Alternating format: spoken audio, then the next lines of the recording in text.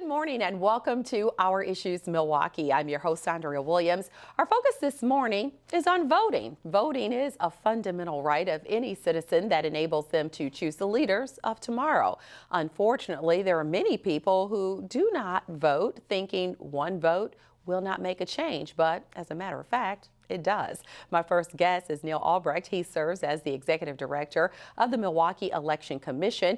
He's been an election administrator since 2005, and in his position, he oversees all aspects of local election management, candidate filing, and campaign finance reporting for the city of Milwaukee. How are you, Neil? I'm great, Andrea. Thanks for having me back on the show. Thank you for being here. We always need you here to really provide all the information that our viewers at home need in order to be ready to cast their votes. So Sure. Tuesday, February 18th, that's the spring primary in Milwaukee. And we can start off talking about early voting. Yeah, so in the city of Milwaukee, early voting for the February primary, it's just going to be downtown at the Zeidler Municipal Building. That's at the intersection of Kilbourne and Broadway. And it'll be for the 2 weeks preceding the election. So we have morning, afternoon, and evening hours. Early voting is really critical, particularly to a large municipality like the city of Milwaukee. One of the things that we encourage the public to do is think about how you're going to vote and when you're going to vote.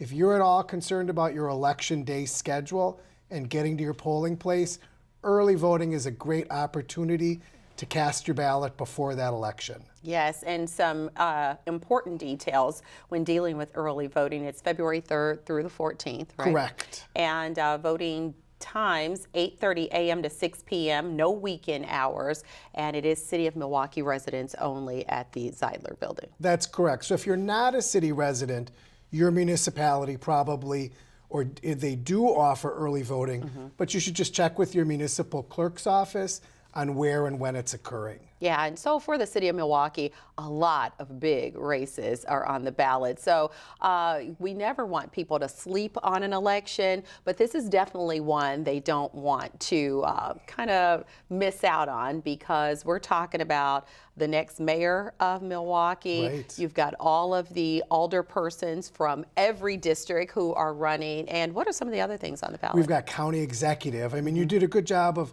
covering city offices. Citywide, we have mayor, treasurer, comptroller, and city attorney. Then we have all the aldermanic races. At the county level, we have county executive and all the county supervisors.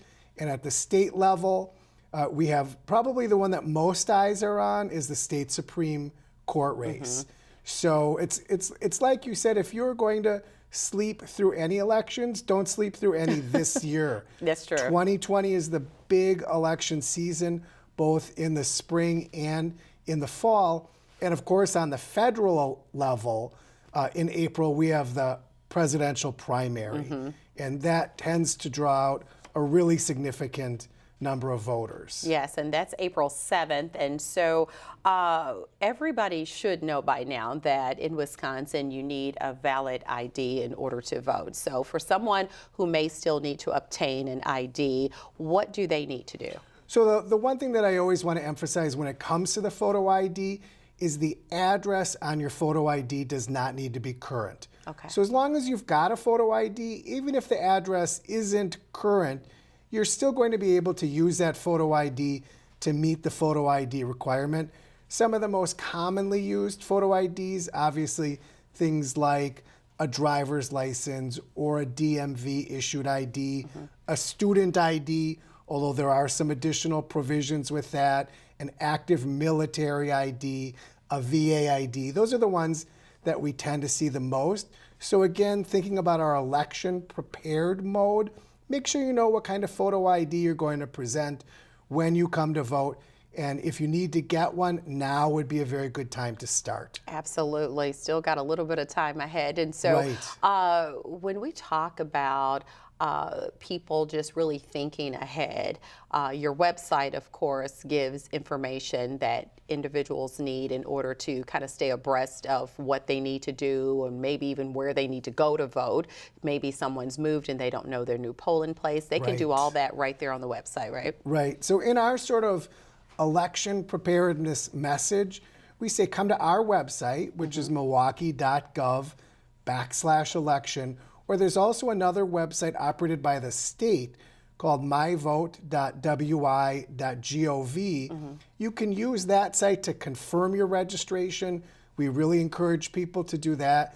Confirm your voting site. You can even preview your ballot before you go to vote to really kind of get you to think about who you're going to vote for once you arrive at your polling place on Election Day. The best voters are the prepared voters. Oh, absolutely. You go in there, you don't have to think about much. You've already done your research, and you Right. kind of just zip through it, hand it over, and be on your way. And you know what voters want when they arrive to vote? They want to vote, and they want to do it quickly. So the more homework you do going into the process, and the more prepared you are, the quicker your experience is going to be. Absolutely. So individuals are still able to register at the polls, right? They can. We still have same-day voter registration in Wisconsin. If it's leading up until the election, right up until 20 days before the election, you can also do online registration, which is really easy at the myvote.wi.gov website. It's a very user-friendly site, easy for people to navigate. But again, you can also, as you say, register at your polling place on Election Day. Yes, and then there's also an opportunity to register in person at any Milwaukee library. You can register at a library. You can also register at any early voting site. Okay. Another reason to early vote, the lines are always shorter than at a polling place on Election Day. Get yourself registered, vote before the election, and you're set. That's what I'm talking about. So when someone is actually going to register on site, what is a good document to have? So the easiest way to do this is to have your current address on your driver's license or your state ID. Again, if you don't, you can still use that to meet the photo ID requirement, but then you need a separate document called the proof of residence. That could be something, has to have your name and current address on it. Common examples would be a utility bill, cell phone, electric, gas, a bank statement, a paycheck stub, any document that's been issued to you by a unit of government that has your name and address on it. And there are a lot of different units of government like Social Security or the Department of Workforce Development. Any of those things can get you through the registration process. And then as long as you've still got that photo ID with you, then you meet the photo ID requirement, and then you're all set to vote. All set to vote. That's what it's all about. So Right. as we wrap up this segment, I wanted you to kind of bring us up to date. A situation that gained national headlines, actually. If you would give us the latest on an order that was made to immediately remove up to 209,000 names from the state's voter registration rolls. Where are we with that situation? So we're waiting for it to move through the courts. And right now it's sort of somewhere in between the Court of Appeals and the state Supreme Court. Obviously, the city of Milwaukee is watching this closely. We're very concerned. We think that lawmakers are always making a dangerous assumption when they say, well, if we remove somebody's name in error because of this process, they can always re-register to vote on Election Day. That really is counterproductive to the spirit of democracy, because a lot of times people will show up to their voting site, they voted in the past, find out that they've been removed from the voter rolls, and they don't have the documents that are necessary to be able to re-register to vote. So we can't make that assumption that just like that somebody can just re-register and everything is going to be okay. Let's just say they come during the only time of the day where they might be able to vote, and then the expectation and the burden falls on them.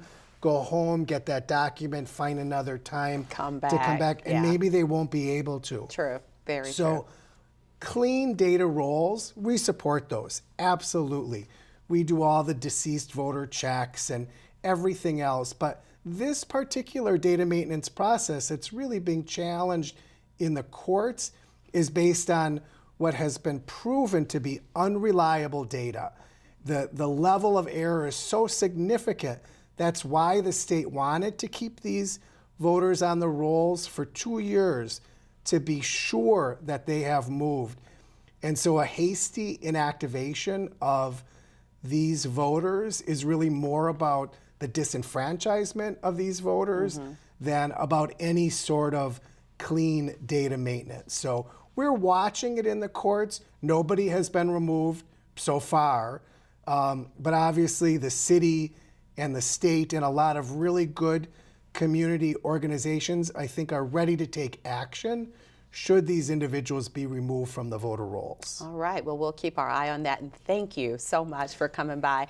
As always, we appreciate all the information. Thanks for having me on the All show. right, Good to see you. Take care. You too. Neil Albrecht is the Executive Director of the Milwaukee Election Commission. And a quick overview, the spring primary is Tuesday, February 18th.